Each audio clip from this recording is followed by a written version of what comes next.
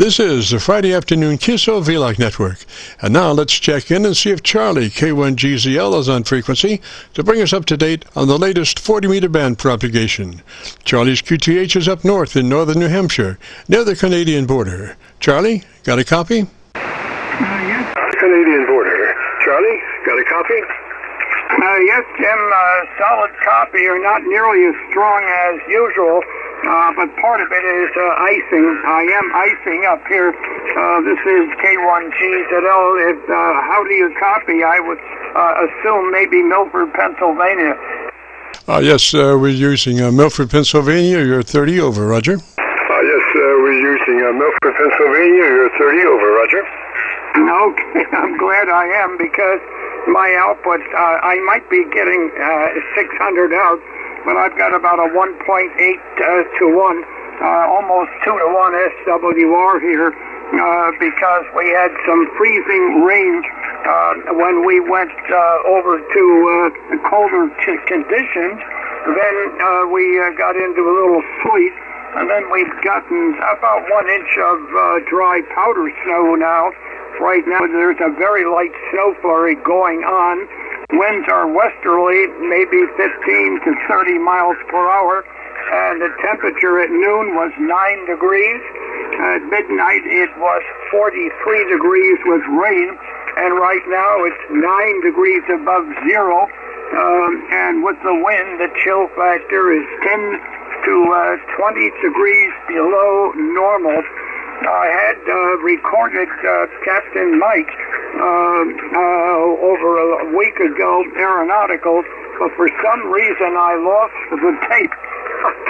I can't find it, so I'm tapeless today, but by next week at this time, he should be flying again.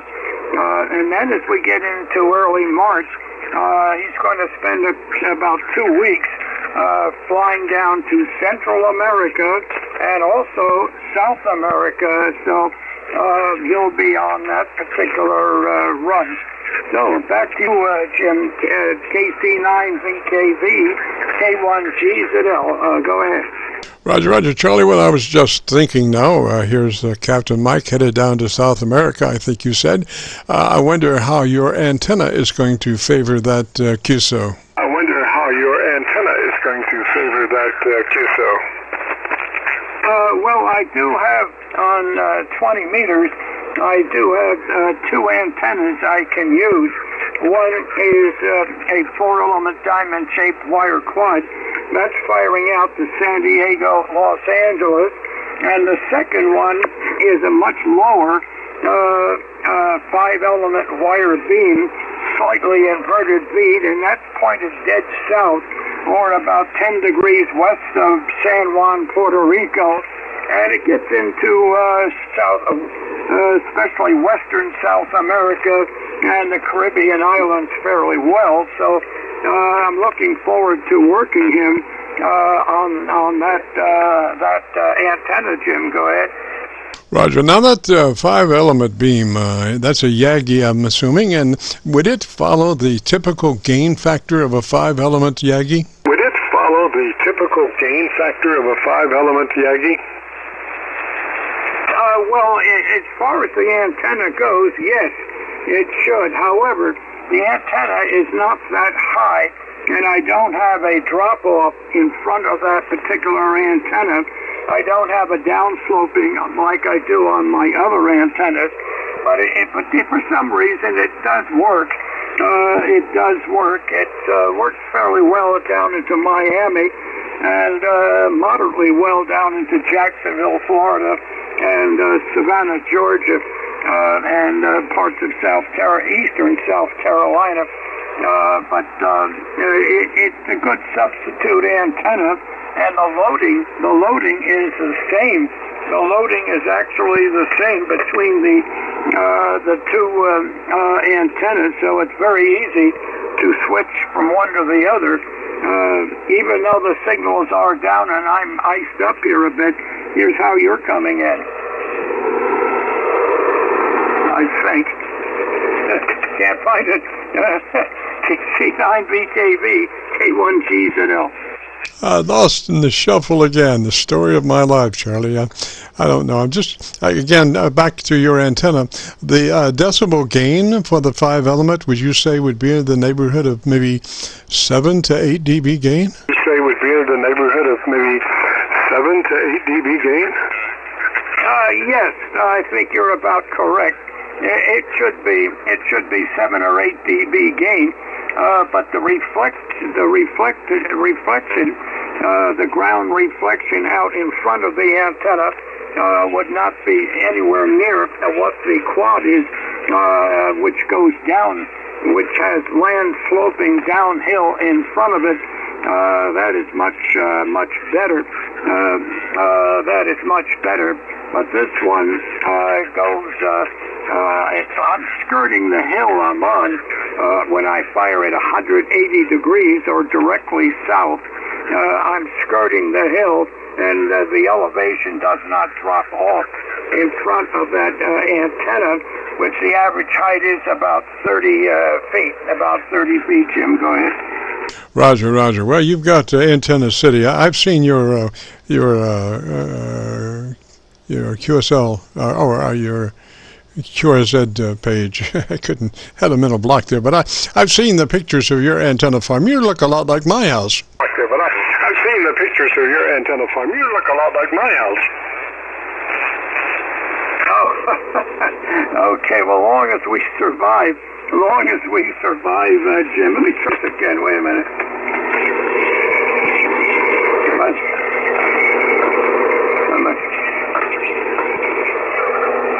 Oh, wait a minute. I got a bad connection here. Boy, this is not my day. Wait a minute. 7 to 8 dB gain? Antenna City. I've seen your QSL, your QRZ page. In the middle block there, but I've seen the pictures of your antenna farm. You look a lot like my house. Okay. You can hear a little bit of a noise in the background. Normally, you're well over 9, but you're running a 7 to a 9 right now. But part of it's my icing. Okay, Jim. Look, I won't hold it any longer, and we'll try. There goes my voice. We'll try to catch you next Friday. And hope we're not iced up here. Not iced up. We are expecting a situation on a Tuesday night of snow turning to rain again. One of those inside runners. However, toward the end of next week, there could be the possibility we may get some substantial snow. We might, but it's still got a question mark. But these storms seem to be designed to take an inside running to the west of us, and that puts us in the warm sector.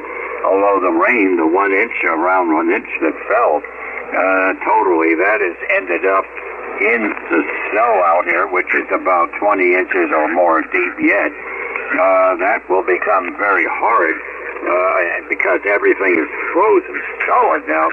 We might be able to walk on it, go out and walk on the snow. Well, I'll find that out. I'll try it tomorrow. So, Jim, I'll sign with you here, and I appreciate your patience with me. KC9VKV, and Bob, if you're listening by chance, I'll be on 75 at